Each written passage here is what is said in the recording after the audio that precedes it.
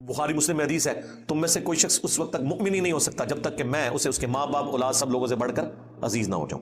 یا میری زبان میں میرے نبی سا ہے ہی کوئی نہیں، تیرے بابے تھے شاہ ہی کوئی نہیں.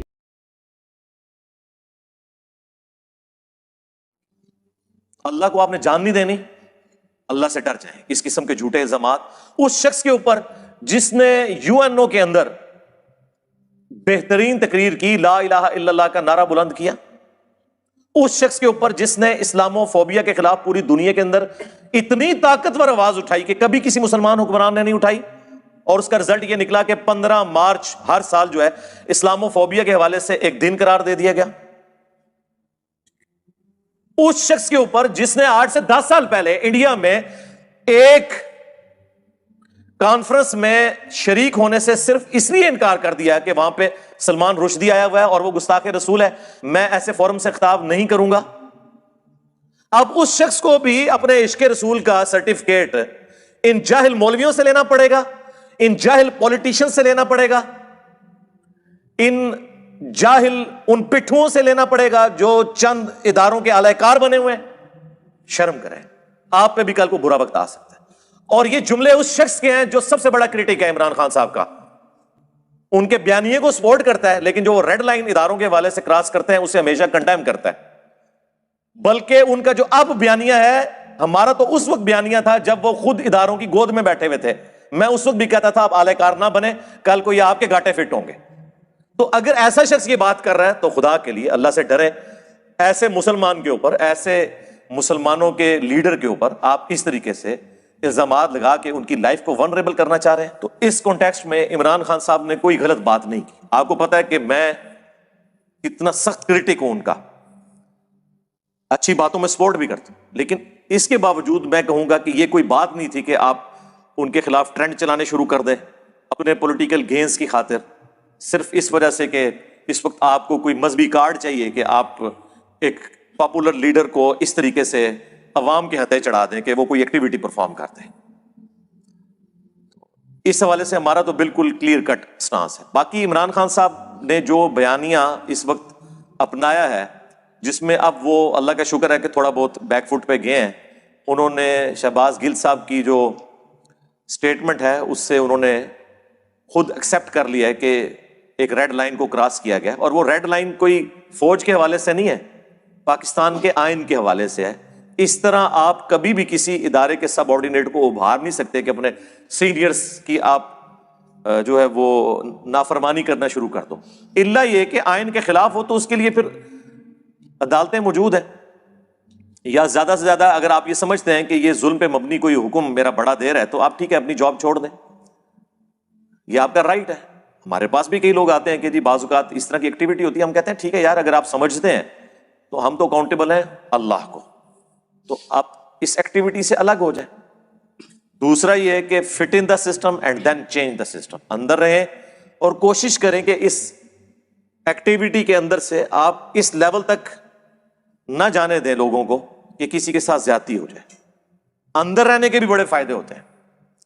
میرے پاس ایک کرنل صاحب آئے، وہ کہنے لگے کہ کافی مذہبی تھے، وہ کہتے ہیں ہماری بعض گیدرنگ کے اندر مکس گیدرنگ ہو جاتی ہے تو میں تو یہ جاب چلانا میرے لیے مشکل. میں نے کہا آپ سسٹم کے اندر رہیں، انشاءاللہ ایک موقع آئے گا کہ آپ کے ہاتھ میں یہ چیزیں ہوں گی، آپ اس میں ریفارمز لے آنا.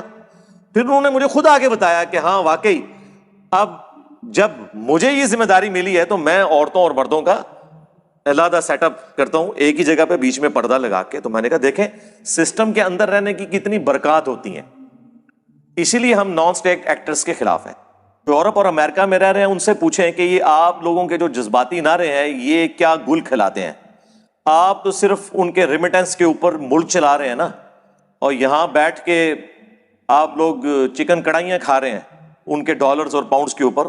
ان کو سب کچھ بھگتنا پڑتا ہے جو کچھ آپ جذباتی کام یہاں پہ کر رہے ہوتے ہیں. اس کانٹیکسٹ پہ عمران خان صاحب نے جو کچھ بات کی، وہاں کے رہنے والے ہر پاکستانی، ہر مسلمان کا یہی نظریہ ہوگا کہ یار اس میں تو کوئی شک نہیں ہے کہ اسلام میں فساد فی الارض کی سزا قتل ہے. سورۃ المائدہ کے اندر آیت نمبر 33 میں.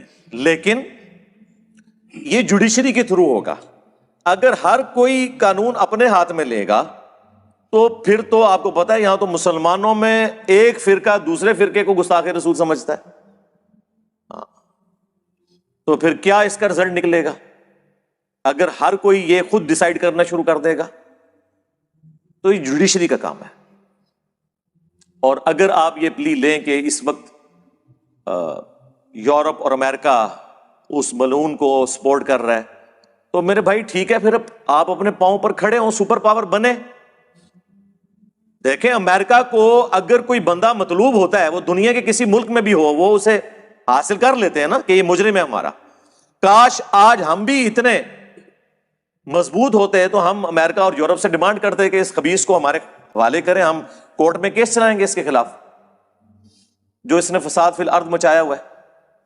اور اگر ایسا نہیں ہے تو اس قسم کی ایکٹیویٹیز سے اسلام کو یا مسلمانوں کو نقصان ضرور ہوتا ہے، فائدہ کوئی نہیں ہوتا. ایک منفی پروپیگنڈا شروع کر دیتے ہیں اور اس کے لیے ایندھن ہم لوگ پرووائڈ کر رہے ہوتے ہیں. اور پھر عمران خان صاحب نے تو آ کے آپ دیکھیں کہ پاکستان کا 75 سالہ پرانا مسئلہ ہی حل کر دیا ہے. میرے خیال ہے اب تو کوئی نہیں بچا جسے یہ بات نہ پتہ چل گئی ہو کہ پاکستان میں کس کا کام کون سا ہے. تو یہ ہم کریڈٹ دیتے ہیں عمران خان صاحب کو. باقی وہ جو ریڈ لائن کراس کرتے ہیں وہ بالکل غلط ہے، وہ بالکل نہیں ہونی چاہیے.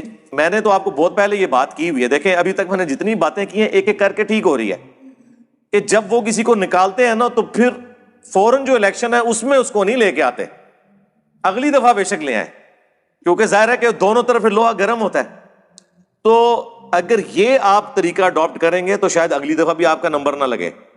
اس لیے پلیز ریڈ لائن کو کراس نہ کریں. ہاں ان پرنسپل اس وقت پاکستان کی تمام پولیٹیکل جماعتیں انکلوڈنگ نون league, JUIF، Jamaat Islami, Peoples party اور PTI بھی، سب کا یہ بیانیہ ہے کہ فوج کا کوئی دخل نہیں ہونا چاہیے پولیٹیکل میٹرز کے اندر. لیکن کچھ عرصے بعد ہی وضو ٹوٹ جاتا ہے، کوئی ایک ایسا چھوٹا سا بیان آ جاتا ہے کسی صحافی کے ذریعے، پھر پورے کا پورا معاملہ جو ہے وہ شفٹ ہو جاتا ہے. تو یہ نہیں ہونا چاہیے. دیکھیں کسی بھی ملک کے اندر عوام الناس کو یا پولیٹیکل جماعتوں کو کبھی بھی اداروں کے مقابلے پہ آ کر کھڑا نہیں ہونا چاہیے. اور اس میں مجرم صرف پولیٹیکل جماعتیں نہیں ہوتی بلکہ بڑے مجرم وہ ریاستی ادارے ہوتے ہیں کہ وہ اس طرح کی ایکٹیویٹیز پرفارم کرتے ہیں کہ عوام اور پولیٹیکل لیڈرز ان کے خلاف ہو جاتے ہیں. پھر ظاہر ہے جب وہ خلاف ہوتے ہیں تو وہ پھر بعض اوقات ریڈ لائن بھی کراس کر دیتے ہیں. تو یہ دونوں طرف سے دیکھنے کی چیز ہے اور میرا خیال ہے انہیں بھی اب وقت کے ساتھ یہ چیزیں سمجھ آ رہی ہیں. اور یہاں ساتھ ہی ساتھ وہ صحافی حضرات جو دونوں طرف سے آگ بھڑکانے میں مصروف ہیں اور وہ میڈیا چینلز جو اپنے پرانے بدلے اتار رہے ہیں اس چینل سے جس چینل نے اس وقت زیادتی کی تھی، اور میں نام لیے بغیر بات کر رہا ہوں، آپ کو پتہ چل جائے گا. تو حالانکہ اس چینل سے تو میری بہت زیادہ ریزرویشن بہت پہلے بھی تھی، لیکن پاکستان میں کسی چینل کو بند کر دینا، کسی کی آواز کے اوپر پابندی لگانا، چینل میں نام بھی لے دیتا ہوں، خواہ وہ ARY ہو یا جیو ہو یا کوئی اور چینل ہو، یہ بالکل غلط ہے. آپ علمی طریقے سے مقابلہ کریں. اگر کوئی نیگیٹو پروپیگنڈا کر رہا ہے آپ عدلیہ کے تھرو نوٹس بھیجیں، ثابت کریں اور جو قانوناً سزا بنتی ہے نا وہ آپ دیں. یہ نہیں ہے کہ کسی ایک صحافی کے ایک جملے سے کسی ادارے کی پالیسی پہ اتنا بڑا فرق پڑ گیا ہے کہ پتہ نہیں کوئی آگ لگ گئی ہے. اس طرح نہیں ہونا چاہیے. آپ دیکھیں یار، ہمیں دیکھیں، ہم اکیلے ہیں اس پلیٹ فارم کے اعتبار سے، ویسے تو لاکھوں لوگ اللہ کی فضل سے اٹیچ ہیں. سارے مولوی مل کے قتل کے فتوے جاری کر رہے ہوتے ہیں، کوئی فرق پڑا ہے؟ کبھی کسی سے ایک رتی برابر بھی بھیک مانگی ہے؟ نہیں. آگے للکارتے ہیں آج ابھی میدان میں. ٹھیک ہے، تو جو اتنا بڑا ادارہ ہے وہ کیوں پریشان ہو جاتا ہے کسی کے ایک بیان سے؟ ان کو بھی چاہیے کہ ٹھیک ہے علمی طریقے سے آ کے جواب دیں کہ ہاں یہ چیز. ہاں پریشانی اس وقت ہوتی ہے جب آپ کوئی غلط کام کر رہے ہوتے ہیں جسے آپ ڈیفینڈ نہیں کر سکتے. ہمیں پتا ہے کہ ہم جو کر رہے ہیں قرآن و سنت کی روشنی میں بالکل 24 کیرٹ سونا ہے. اسی لیے چاہے زندہ بزرگ چاہے مردہ بزرگ سامنے آ جائے ہم کہتے ہیں شے ہی کوئی نہیں تو سیدھے ہوئے، نبی کے جیسا ہے ہی کوئی نہیں، بابے تھے شے ہی کوئی نہیں. ٹھیک ہے نا؟ تو اس طرح ہونا چاہیے، آپ سچائی کے لیے کھڑے ہوں. صلو علی محمد وآل محمد، اللہم صلی علی محمد وعلی آل محمد واصحاب محمد وازواج محمد اجمعین الی یوم الدین۔